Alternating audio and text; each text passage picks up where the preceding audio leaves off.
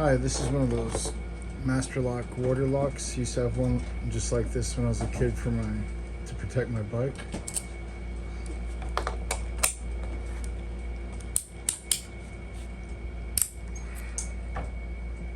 Okay. This is a Covert instrument set.